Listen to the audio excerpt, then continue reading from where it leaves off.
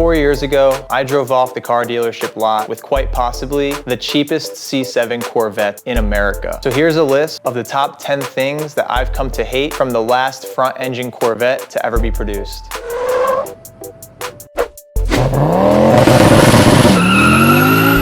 So this is my 2017 C7 1LT trim package with the 7-speed manual transmission in Admiral Blue. And I bought this car from Corvette in Atlantic City back on President's Day weekend in 2017. At the time, I wasn't really looking for a new Corvette. I was planning on getting a used 2014. But I know that the first model year of the C7 had quite a bit of issues, whether it was electronics or the motors eating themselves because of metal being found in the oil pans. The electronic limited slips were known to fail. So there was a lot of issues that I kind of wanted to avoid. When I went to the dealership, it started out as a joke because I wasn't planning on buying a new car. I always told myself I would never buy a new Corvette or a new car in general. And just for giggles, I said, what's the cheapest car you have on the lot? At first, they showed me a gray car that I kind of fell in love with. And I sat in that car, I might even have a video of it, for like 35 minutes, just envisioning if I had bought that car. Because to me, at the time, I still felt sick of the idea of buying a brand new vehicle.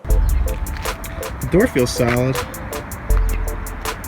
I'm having a really difficult time deciding on this, if I deserve this car or not. Yeah, I don't know. I don't know if I should buy it or not. So I sat in it and I convinced myself that, all right, I'm gonna do it. And then I went back in and I said, there's nothing cheaper. And they said, wait, there's a car out there, this blue one.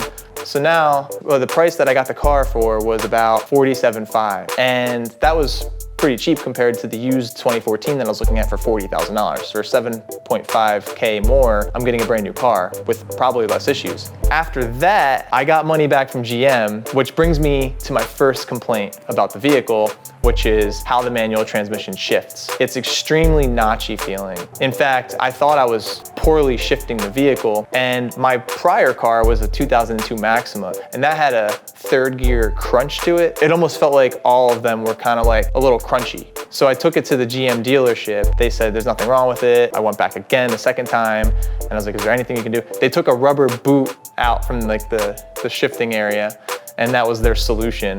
And all that did was kind of make the shifter wobble more and introduce a little more noise into the cabin, but it didn't really fix the problem. After the third time I brought it back, and I don't usually like to complain about things, but it was just like, I wasn't sure if there's something wrong with the transmission or not. They gave me a lemon law, an extra $4,000 back. So now I have the car for $43,500. Number two would have to do with the engine as opposed to the transmission, and that is AFM, which is known as active fuel management, and other people know it as DOD, or displacement on demand. What it really means is that you're going from 8-cylinder mode to 4-cylinder mode. And the first thing I noticed when I got home, or when I was driving home from the dealer, was that when it kicked into 4-cylinder mode, the whole car would literally vibrate a lot more. The shifter would just vibrate twice as hard, and like the whole car felt like it was just vibrating at like its resonant frequency. It was really weird, and it annoyed me to no end. Luckily, since I have the 7-speed, when you put the car into sport mode, it doesn't shift into 4-cylinder mode. Now the AFM plagues a lot of cars or vehicles for GM, pretty much anything with the V8. And I heard that they might be getting rid of it in the future on some of their V8s as an option. If you're getting a C7 and it's not a ZR1, you're gonna get an AFM in it. Now we actually have a video deleting that system from Cliff's 2014 Silverado, which is an L83 direct injected V8, and the process is almost identical. So if you ever plan on doing that, or you wanna know what's involved, check that out. We're gonna have to do that to this vehicle if I end up keeping it. By the way, a lot of people will say that you can order the range AFM disabler, and while that does stop your automatic Corvette from shifting into V4 mode, we don't feel that it's the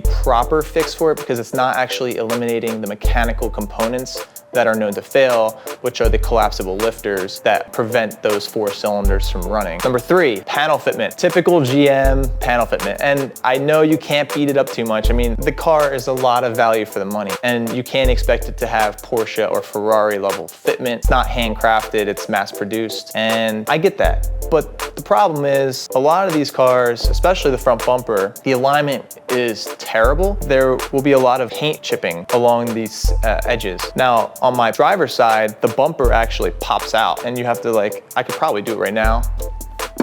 Right there. Every time I drive the car, it pops.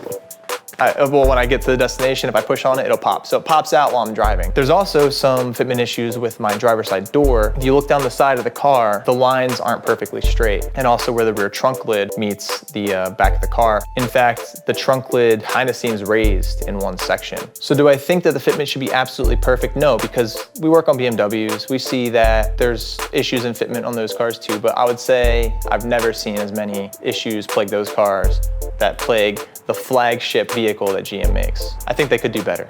Number 4, this one's kind of petty, and this is also only gonna affect this manual users, but it's called hill assist, and it annoys me because I'm so used to feathering the clutch and the throttle when on a hill. But essentially what hill assist is when you're parked on a hill or you stop on a hill and you let off of the brake, the rear brakes engage for a second or two to allow you to kind of get your foot back on the clutch and give it a little gas and pull away. So to me, the timing for it is a little awkward. It's either too long and then I feel like I'm waiting an eternity and people behind me are gonna start beeping, or I do it too quickly and what happens is I'm letting off the clutch, giving it gas, and the brake still holds it and it kind of like jolts, and it's so annoying to me. So I wish there was a way to disable it from the factory or like some sort of user control. You could probably do it with some sort of aftermarket ECU control stuff or maybe change some sort of value, but honestly, you shouldn't have to. My next complaint has to do with the infotainment system. It doesn't necessarily look bad, it's just not elegant.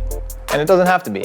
It's very functional, and I do think that it's pretty decent, but I hate how the touchscreen is resistive as opposed to capacitive. Resistive touchscreens, if you don't know, have like a thin film over top of the screen that's actually like separate from the touchscreen, and you have to push that down. It feels like it's like an air gap between what you're touching and the screen, and it's really not good for scrolling, and it's not very responsive. I don't think it would have killed them because the new C8 has a capacitive touchscreen, and a lot of other cars from before this also had capacitive touchscreens. The resolution on the screen is also pretty garbage, and like when you're using your reverse camera, it's not that great. It's usable, don't get me wrong, but it's kind of very low resolution and low quality. Other than that, I've never really had any issues with it. Occasionally, if I would shift into reverse, the video feed for the camera would be either like showing half of the video, maybe like the bottom half or the top half, or it'd be flipped upside down.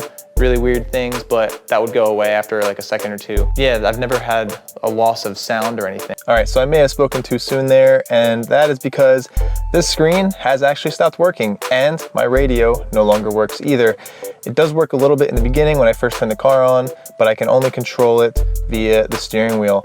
So if I go ahead and hit the power button, this screen over here stays totally black, like not even backlit, nothing.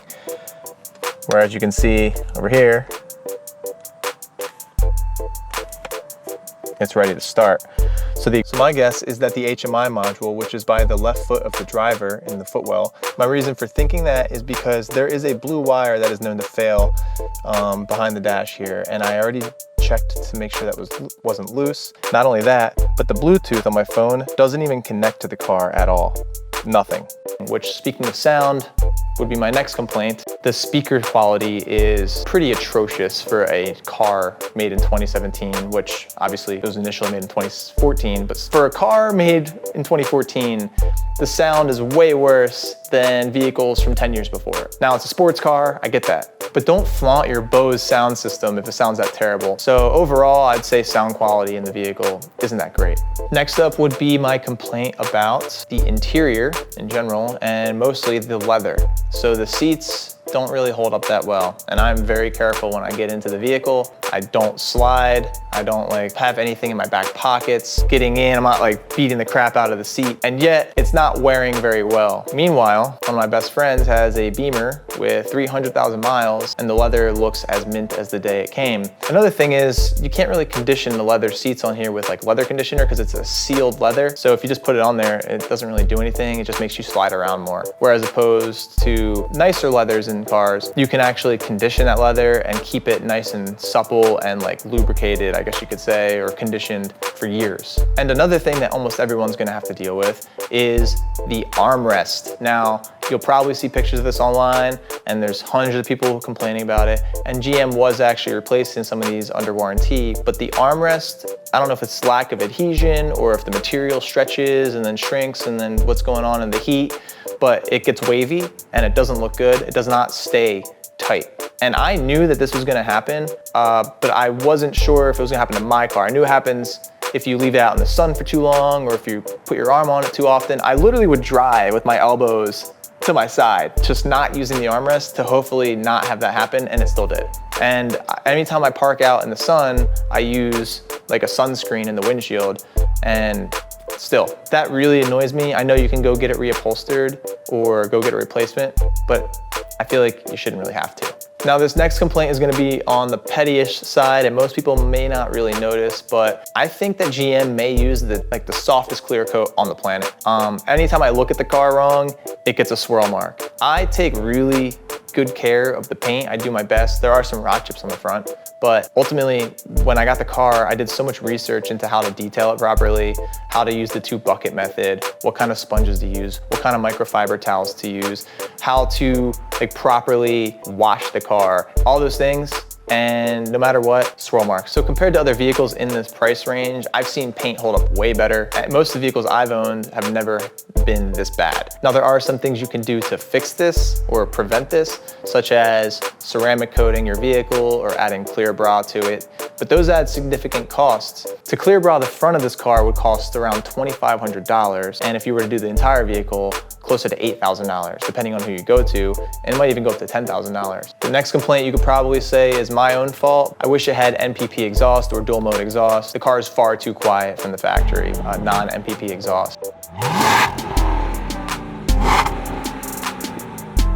And to add it would be pretty extensive. You have to go and find NPP mufflers, run the wiring, find the fuse box, add stuff in, and I don't know, it's just more work than it's worth at this point. I just hate how you can't get NPP with the 1LT. So I guess that's my real complaint, because I didn't want the 2LT. I didn't want the cooled seats. I didn't really want an electronic limited slip, because those were known to have issues in the earlier years. And I also didn't want a dry sump system, because to me, wet sump is just easier to change the oil on and work on as a daily driver. I know dry sump is better to prevent oil starvation when you're pulling high Gs, but let's be honest, most people aren't tracking their C7s that often. And I have taken this to the track and it didn't explode, so I think we're good. So the final 2 issues, but I'll combine them into one as exterior. So the one is fake vents. Why are the vents not functional?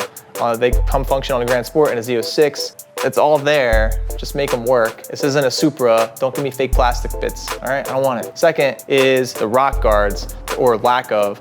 I had to get extended rock guards for my car because the car literally shoots up stones and pebbles all on the side. And that's the only reason I have side skirts and extended rock guards, is to protect the paint. Otherwise, the side of the car would look like Swiss cheese. If you feel that we've missed anything or there's something more important that we should have had on this list, feel free to let us know in the comments below. And if you have any questions about some maintenance on these vehicles, we have a couple of videos and we will be adding more. I do love the car. I don't want to sound like I hate it. Those are pretty much my only complaints about the vehicle. And otherwise, I think it's the best bang for your buck. So I hope to have many more years of ownership. And if you found this video to be helpful, please give us a big like and subscribe, and thanks for watching.